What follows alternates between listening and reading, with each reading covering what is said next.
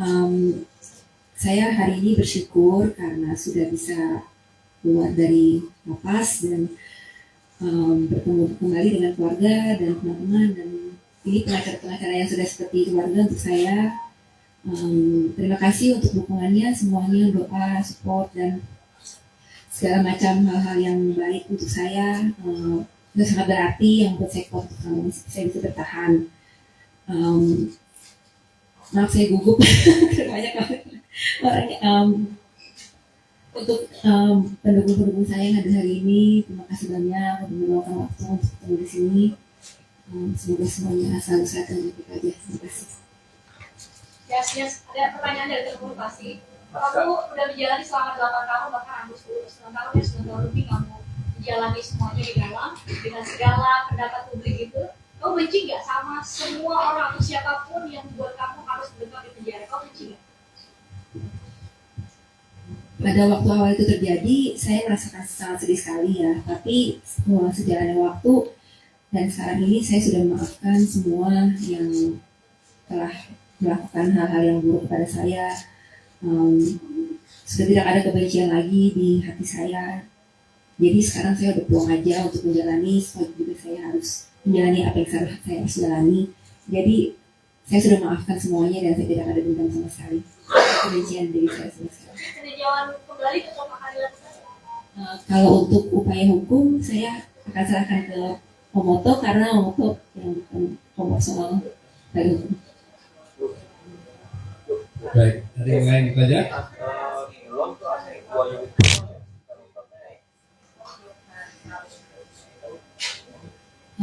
I still have no idea what to do because I just got released from prison and I have no plan yet. But I'll let you know. No, I don't. No. Coba gue fotoin lah, video call gitu. Rencana kedepannya akan melakukan apa aja? Seperti yang tadi saya bilang ya, saya masih ngeblank, nggak tahu mau ngapain. Jadi untuk kemananya abis ini saya masih belum bisa jawab. Nanti saya akan hubungkan lagi dengan orang di sekitar saya.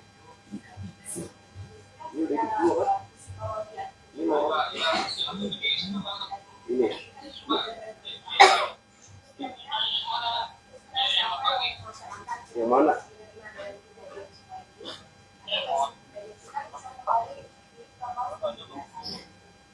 Ya, gue tunggu lu di mana? Saya rasa ini akan berjalan dengan sendirinya ya.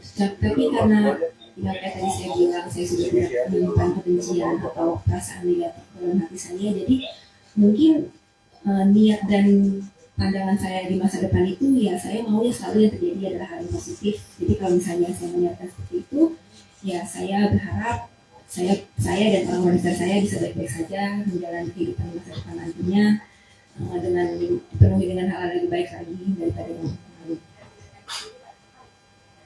Iya. Disebutkan sebelumnya akan tetap melakukan kita. Apakah ini karena Jessica juga mau membersihkan nama dari salah ini atau nama baik kita harus diklarifikasi.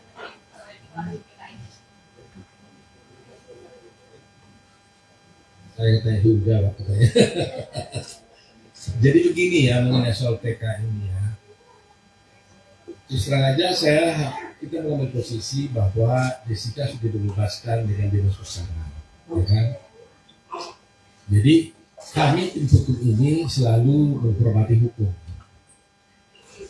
Apapun putusan sudah pengadilan, itu kan sudah jelas bahwa Jessica dinyatakan bersalah. Itu putusan pengadilan yang harus saya hormati sebagai seorang lawyer. Soal kami tidak terima putusan itu atau tidak, itu soal lain. Tapi karena itu formal sudah keluar, harus saya hormati, itulah putusan. Dia menyatakan bersalah. Tetapi kami sebagai lawyer, tentunya nanti kami diskusikan dengan Jessica, merasa bahwa mungkin putusan itu tidak sesuai dengan apa yang terjadi menurut kami. Karena itu kita akan mencoba peluang untuk mengajukan PK terhadap perkara itu. Ya, jadi itu posisinya. Sebagai seorang lawyer, saya harus menghormati putusan pengadilan karena itu sudah inkrah. Tetapi hukum juga memberikan kesempatan kepada semua pihak, ya, termasuk Jessica, apabila merasakan ingin mengajukan PK, juga hukum juga memberikan kesempatan dan hak itu kepada dia. Itu soalnya. Ya. Bahwa sekarang Pak Jessica sudah bebas, berarti kan PK itu apakah itu masalah sama banyak Pak Jessica atau seperti apa? Iya, hukum itu bukan soal hanya nama baik, segala-galanya tentunya. Ya. Soal kebenaran kan. Ya, kebenaran kan harus ditegakkan. Jadi ada pepatah mengatakan bahwa kebenaran itu akan mencari jalannya sendiri. Kan? Nah, sekarang jalannya kebenaran sendiri itu bagaimana? Apakah juga harus kita ikuti juga jalan kebenaran itu dengan berdiam? Atau apakah juga jalan kebenaran itu harus kita tumpangi untuk bisa mencapai kebenaran sendiri? Nah, itulah yang akan kita wujudkan nantinya. Sehingga kalau kita berpikir bahwa kita merasa ada ketidakbenaran di sana, ya kita harus jalankan. Tetapi selalu saya katakan bahwa saya menghormati putusan. Sebab kalau saya tidak menghormati putusan, saya tidak akan pergi ke pengadilan. Ketika saya mau membela di pengadilan, tentunya saya harus hormati itu. Soal itu menurut kami adalah tidak benar atau tidak, ada jalannya. Jalannya adalah PK. Itu persoalannya.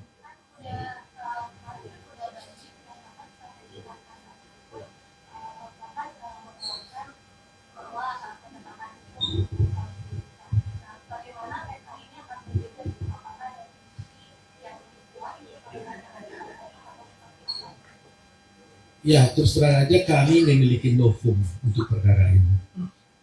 Berbeda dengan yang dulu, sekarang ini justru kami menemukan novum. Bahwa memang novum itu kan begini. Novum ini adalah suatu bukti yang ada pada waktu perkara itu dijalankan. Tetapi tidak kami temukan bukti itu pada waktu perkara itu berjalan. Yang mana kalau bukti itu tadinya ada pada waktu itu dan bisa kami sampaikan di pengadilan, maka putusan hakim akan bisa berubah. Nah, ternyata selama perkara ini berjalan sekian tahun, 8 tahun ini, kami tidak pernah menemukan bukti itu. Sehingga tidak ada alasan kuat untuk menyatakan ketidakbenaran itu. Tetapi suddenly kami menemukan bukti baru. Yang mana bukti itu sebenarnya ada pada waktu itu, tapi disimpan oleh seseorang, disembunyikan oleh seseorang, sehingga terhilang bukti itu, sehingga putusan itu memberatkan dia. Kalau ada bukti itu tadinya, maka dengan bukti itu kita bisa buktikan bahwa sebenarnya perkara itu harus berkata lain. Nah, itulah yang ingin disampaikan. Soal hasil tentunya hakim yang menentukan. Tetapi sebagai lawyer Anda akan bisa melihat nanti presentasi kami apakah betul yang saya sampaikan ini. Karena kadang-kadang kan hasil pengadilan dengan fakta di persidangan kan kadang bisa beda. Ya kan? Ada yang mengatakan ini harus bebas, tapi nyatanya dihukum. Ada yang mengatakan ini seharusnya dihukum, ternyata bebas. Nah, tetapi saya berharap bahwa kadang-kadang putusan hakim ini tidak selamanya menjadi berakibat buruk kepada seseorang. Ada kalanya orang dihukum tapi tidak dipercaya oleh masyarakat. Karena masyarakat mengatakan dengan bukti-bukti dan fakta-fakta yang kita tampilkan di persidangan, dan beruntung kita sekarang sudah ada live di TV, semua bisa menonton apa yang terjadi di persidangan, maka bisa saja dikatakan, wah berdasarkan ini sebenarnya ini harus bebas. Tapi putusannya menghukum.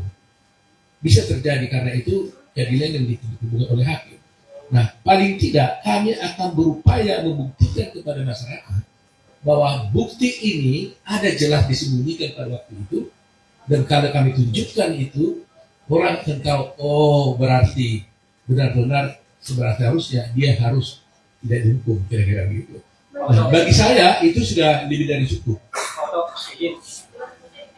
Sudah. Mbak Jessica, ini kan berbicara sampai 2032. Rencananya selain wajib lapor akan melakukan apa aja kegiatannya? Kalau saya berbicara dengan Jessica tadi di mobil saya dengan dia sendiri sampai tadi itu blank aja. Dia blank, dia bilang, oh di mana sekarang saya ini? Karena dia sendiri pun sebenarnya surprise juga. Tiba-tiba bebas ini juga dia surprise juga dia, ya kan? Jadi Ya bayangin aja, ini baru keluar dari tadi langsung di situ wawancara, bingung dia nih, dia pohon pun nggak sempat. Baru saya ajak tadi dia makan karena ada masakan kesukaan dia. Saya tanya waktu dari malam kemarin, seandainya kau keluar apa yang kau inginkan? Dia bilang saya mau makan katanya. Makan apa? Makan sus. Saya sedih juga dengarnya. Itu aja nih, ada yang lain. Dulu saya kali saya pengen makan di sini ada sushi. Jadi ya bilang oke. Karena itu saya bawa dia ke restoran Bakun ini, saya ajak makan sushi. Itu aja permintaannya, nggak ada yang lain. Dia tanya, kamu rencanamu apa? Saya nggak tahu loh. Blank katanya. Jadi hari ini juga nanti mungkin saya dia dulu istirahat dulu, baru pikir-pikir 1-2 hari ini baru dia pikir apa yang harus dilakukan. Dia bingung lagi. Nah, kalau kalian mungkin ingin tahu, saya ingin bercerita ya pengalaman saya dengan Jessica itu panjang memang. Ya, up and down hubungan saya dengan dia ini. Dia kan tidak bisa datang waktu dia sedih. Suasana pasti sedih juga. Kita juga waktu datang ke sana bisa juga waktu itu dia gembira, suasananya kan gembira. Tapi ketika dia tanya kapan saya bebas, itulah satu hal yang tidak bisa saya jawab. Air mata kadang-kadang mau menetes juga, jatuh. Tapi saya tahan. Gitu. Tapi beruntungnya saya dengan dia ini. Kalau saya dilihatnya sedikit agak tegang untuk melihatkan dia hibur saya. Dia bilang, oh jangan pusing om, jangan begitu dong. Nanti kalau om tegang, siapa yang bela saya? Katanya. Jadi sometimes kita saling backup lah, gitu ya. Jadi itu sebabnya kami tidak pernah berputus asa untuk membela dia ini. Karena dia cukup pengertian juga, gitu ya. Walaupun kadang-kadang dia merasa, gimana om? Nah, gitu kan. Ya kita kan susah jawabnya. Makanya waktu kemarin itu ada Kak Vina saja, saya merasa guilty feeling. Saya nggak bisa ada orang datang dari kasus Vina ke saya minta tolong, kan itu nggak bisa saya tolak. Tapi kalau saya langsung terjun langsung menangani itu, saya merasa Jessica pasti marah ke saya. Kok itu diurusin saya punya belum selesai? Gitu nggak deh? Kamu ada berapa gitu ya? Lihat deh coba. Betul kan? Ngatur dia udah. Saya merasa itu sebabnya teman-teman wartawan seringkali kan minta saya wawancara mungkin 2 minggu mereka kesal ke saya kan. 3 minggu ini banyak wartawan kontak saya kita wawancara tentang kasus Vina. Semuanya boleh katakan hampir tidak saya ikuti. Terus terang aja saya jujur hari ini, buka dosa nih, buka kartu saya nih. Saya nggak enak kepada Jessica. Itu aja. Tapi saya tidak tinggalkan kasus itu karena ada tim saya 150 orang yang bantu gitu. Ada Jute, ada Rula sebagainya. Begitu saya merasa tanggung jawab saya terhadap Jessica ini. Nah, kalau sudah sekarang mungkin sudah mulai sedikit tenang. Anda sendiri tahu bakal bebas kali ini dikasih tahu kapan dan berkaitan sendiri gimana? Terus terang aja kita juga nggak tahu kepastian, cuma memang kita dengar-dengar gitu kan. Tapi kan kita nggak pernah melakukan hal-hal upaya-upaya untuk dibebaskan itu. Jadi sebenarnya lapas yang bisa menceritakan yang sebenarnya ya. Tapi mungkin secara normatif saya tanya waktu mau pulang sebenarnya saya sendiri baru nanya tadi Pak siapa tadi itu ya di Bapas Jessica ini bebas kenapa sih ya Pak Andika ya Jessica ini bebas kenapa sih sebenarnya saya nanya dia bilang ya karena dia memenuhi semua ketentuan untuk dia bisa bebas itu saya ya itu mereka yang tahu tuh semua aturan-aturan itu kan ada untuk remisi ini nih.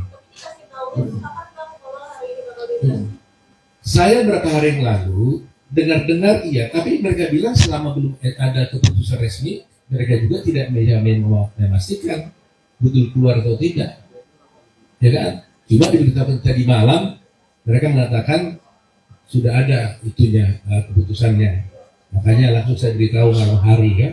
Dan yang mereka kaji sendiri malam hari juga kan? Baru malam. Pemajian PKI-nya itu tanggal berapa Pak dan bulan apa? Yang mana sekarang nih saya Pak? Pak dari lagi dari Sinta Pak. Hah? 3 minggu yang mungkin. Sini ya. Pemajian PKI-nya kapan Pak? Dia dari Radio Sinta Pak. Mungkin bisa disampaikan. Lalu kemudian yang kedua tadi kan katanya ada seseorang yang memberikan bukti. Ini tuh dari pihak mana? Dan apakah memang ada tekanan kemudian ada bukti yang diberikan di orang tersebut? Kalau soal perkara PK nantilah kita diskusi khusus hari itu ya. Jadi kita pisah dulu ya. Satu kita bicara hari ini tentang bebasnya Jessica. Nanti saya akan undang lagi sekali lagi ketika kami mengajukan PK. Nanti semuanya saya paparkan di sana. Jadi supaya jangan terbagi-bagi ya. Hari ini fokus dulu dengan Jessica dulu.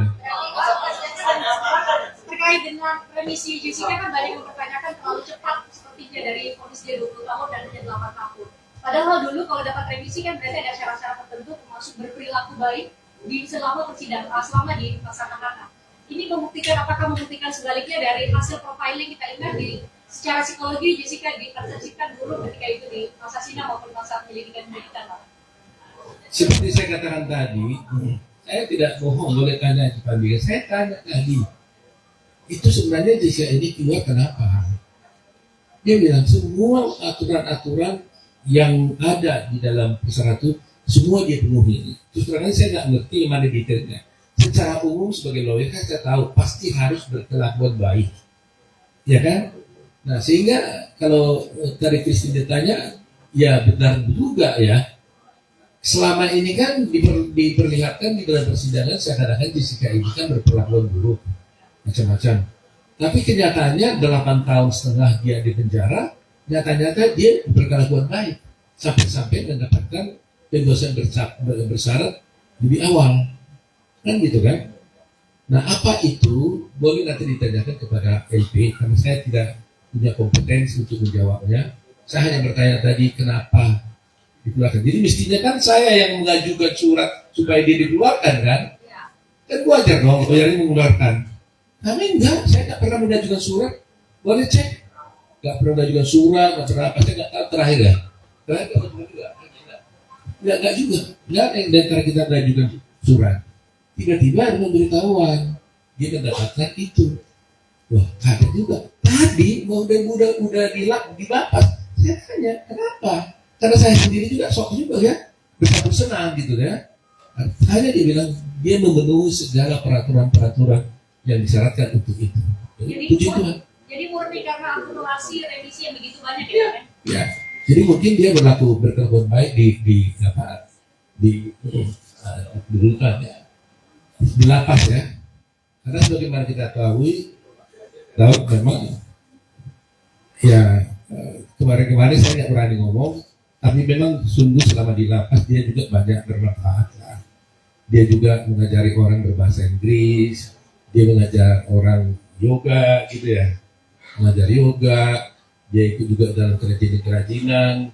Tadi malah ada satu, ini satu bukti lah saya ketunjukkan ya. Masih ingat ya, biasanya. Ini adalah waktu cucu saya lahir 8 tahun yang lalu, dia di lapas. Dia dengar cucu saya lahir, dia bikin ini hasil kerajinan tangan dia sendiri di lapas ini. Dia serahkan. Nah ini putri saya ini yang tadi dengan dia keluar datang ke sini tadi dia bawa ini. Wah, apa itu saya bilang yang dulu dikasih Jessica, saya mau ketemu dia bilang terima kasih. Nah begitulah dia perilaku dia di lapas sampai begini dan banyak yang bisa diajarinya di sana berduduk seperti ini. Ya. Ini katanya apa nih Jessica? Jelas ini. Iya pada saat itu teman-teman saya yang di lapas bikin kerajinan tangan seperti ini, jadi saya berniat untuk belajar. Kebetulan kalau cucunya baru lahir, jadi saya berniat untuk memberikan sesuatu karena keterbatasan yang saya punya, jadi ya saya bikin sesuatu yang handmade, miniku untuk jadi hasil tangan kalian ini.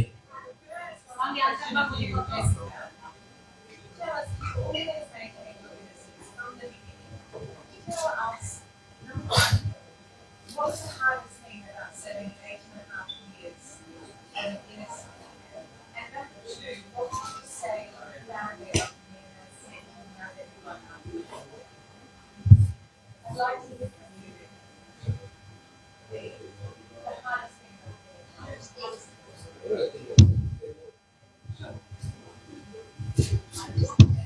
So Jessica, would you prefer it in Indonesian? No. It's fine. Okay, so I'm interested, you've always maintained your innocence. What was the hardest thing for you about being in jail for 8.5 years And the second question is, what would you say now to the family of Liana Salihin? Thank you for the question. Well, I think the hardest thing would be accepting what I have to go through and staying positive and maintaining my sanity and wellness. I guess that's the hardest thing. But sometimes when I'm feeling down, I have to pick myself up again. And also, for me as family, well, I'm sorry for your loss. Like, it's my biggest condolences. But that's all I can say for now. Thank you.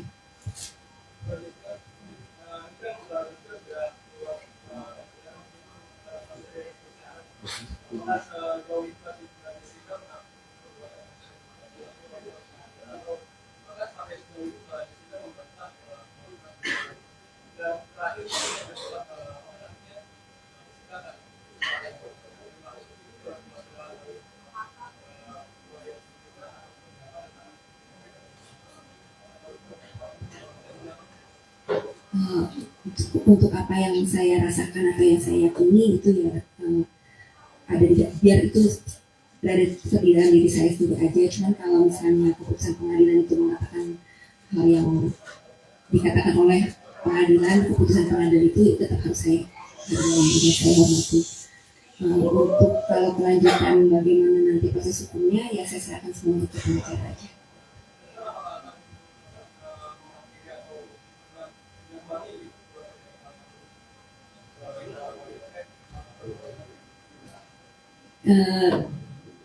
Saya untuk nanti malam aja saya belum tahu saya mau ngapain. Jadi saya belum tahu ke depannya saya harus ngapain dan harus apakah saya kena itu atau tidak. Saya belum gimana ya, belum terpikir karena saya masih baru keluar gitu, masih melihat jalanan, mau melihat yang di luar ke sana itu ada apa dulu gitu. Biar saya healing dulu sejenak, baru saya berpikir apa langkah berikutnya. Untuk orang tua dan keluarga gimana, Mbak Jessica? Untuk orang tua dan keluarga.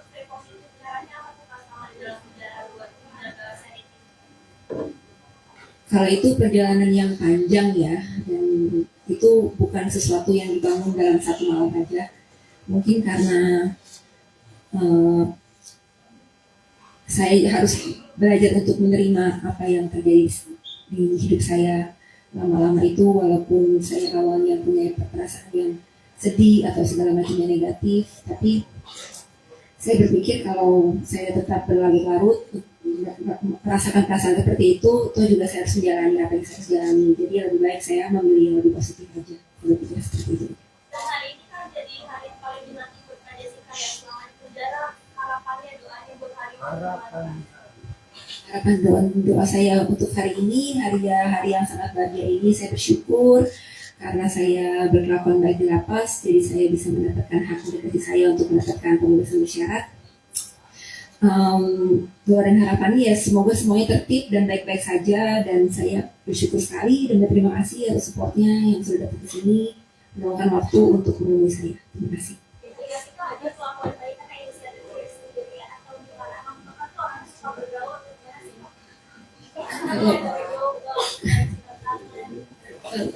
Kalau berkelakuan baik itu kan notabene karena di lapas itu banyak peraturan ya. Nah, jadi kalau saya tidak melanggar peraturan itu udah nilai baik. Tapi kalau saya berbuat lebih untuk membantu atau menolong orang lain itu lebih baik lagi. Tapi mungkin karena saya itu secara natural terjadi aja sih. Kalau menurut saya, kalau misalnya nggak boleh berbuat seperti ini ya saya tidak berbuat. Gitu. Memang ada pembatasan untuk memberikan keterangan yang baik ya. Mungkin boleh disampaikan apa yang waktu itu belum tersampaikan di dokumen tersebut, dan memang apakah ada pembatasan ataupun tekanan untuk tidak boleh secara lugas menyampaikan apa yang disampaikan. Maaf, untuk hal itu Mbak bisa tanyakan ke pihak Dirjen Pas sendiri ya, karena saya tidak berkepentingan untuk menjawab. Tapi apa yang belum tersampaikan mungkin dari ya kalau itu banyak ya, cuma mungkin nggak hari ini, lain kali kita kumpul lagi.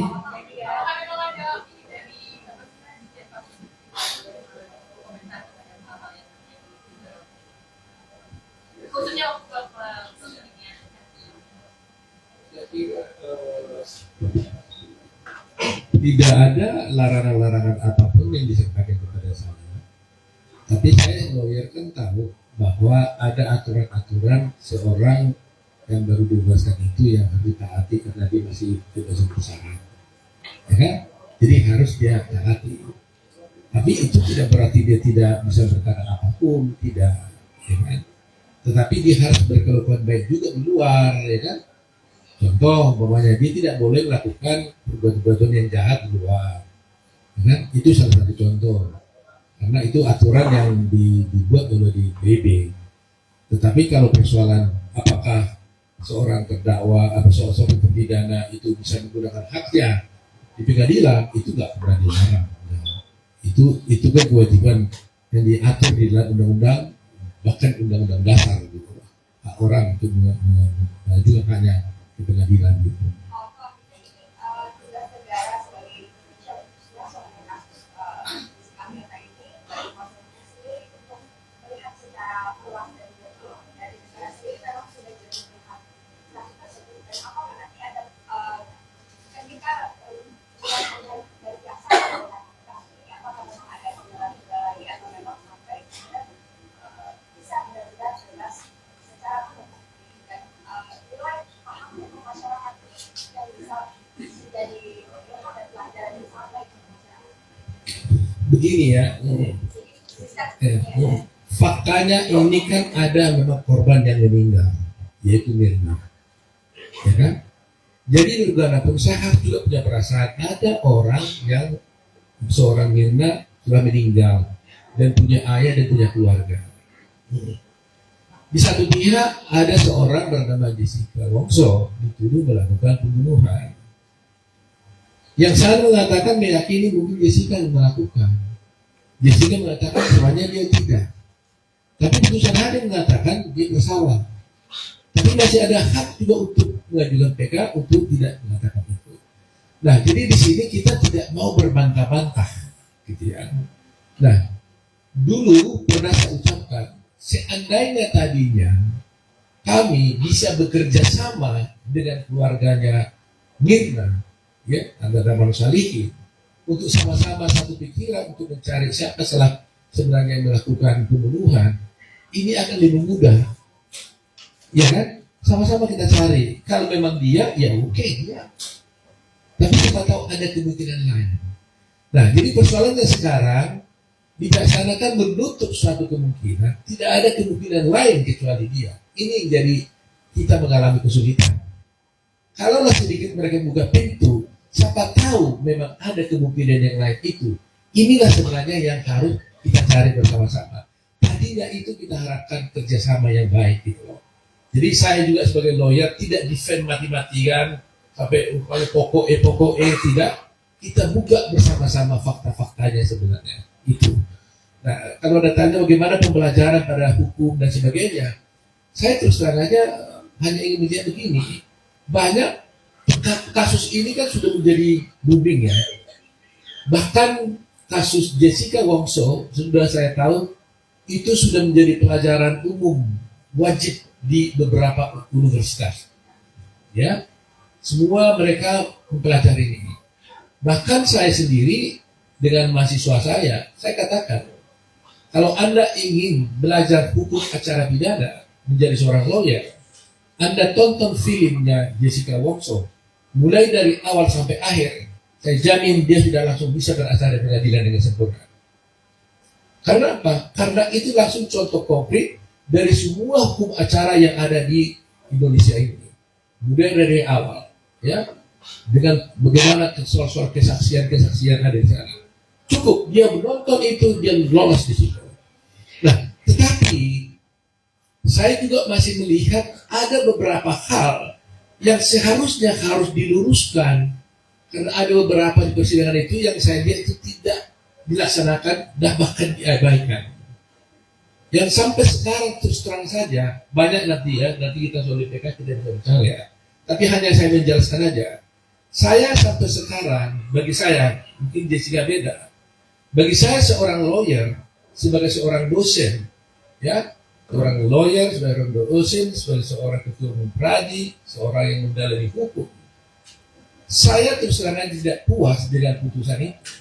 Karena apa?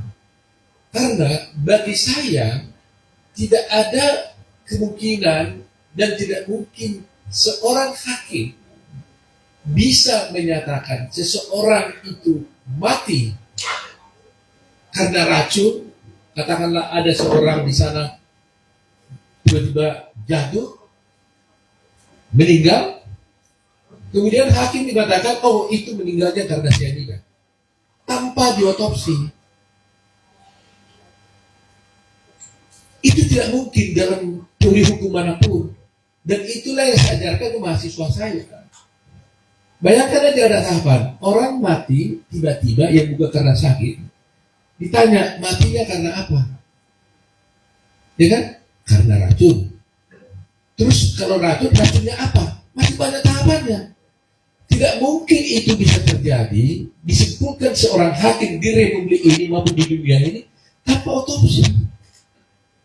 Dalam kasus ini, Mirna dinyatakan mati karena minum racun dan jenisnya ada cyanida, padahal dia tidak diotopsi.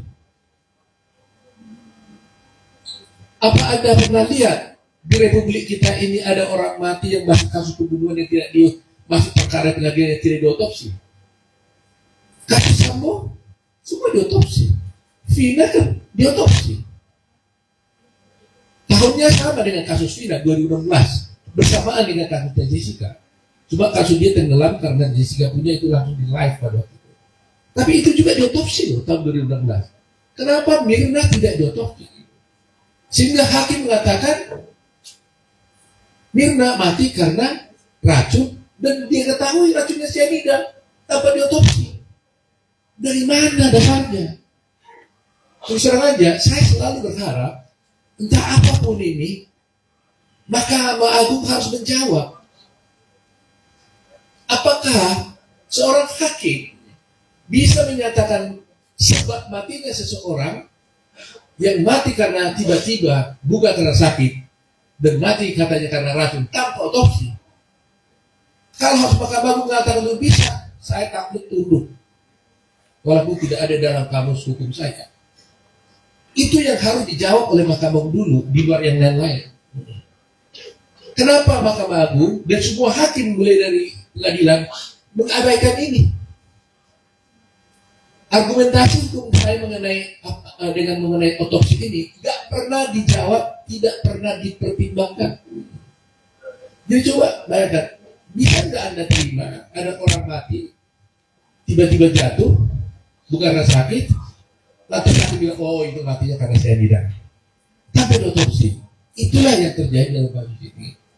Jadi ada ketidakpuasan saya secara akademik sebagai seorang lawyer tentang putusan ini. Sementara semua ahli yang diajukan, baik di Indonesia, baik yang dari luar negeri, Australia dan sebagainya, termasuk Singapura, saya tanya semua itu, mereka mengatakan impossible. Seorang mati karena racun itu hanya bisa diketahui kalau diotopsi. Dan kalau itu tidak diotopsi, maka tidak ada kasus, no case. Itulah kira-kira yang menjawab pertanyaan tadi itu ya.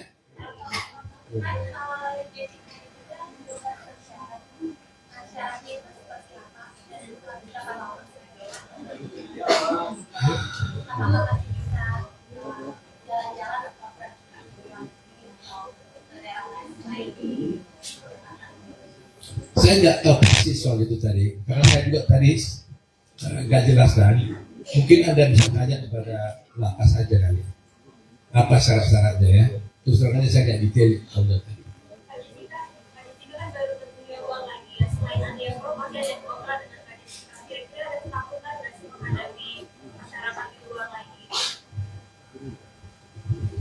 Kekhawatiran pasti ada ya, tapi ya mau bagaimanapun harus tetap dijalanin. Gak boleh saya merasa saya takut jadi saya tidak berbuat apa-apa gitu. Jadi ya tetap harus, semuanya harus tetap jalan.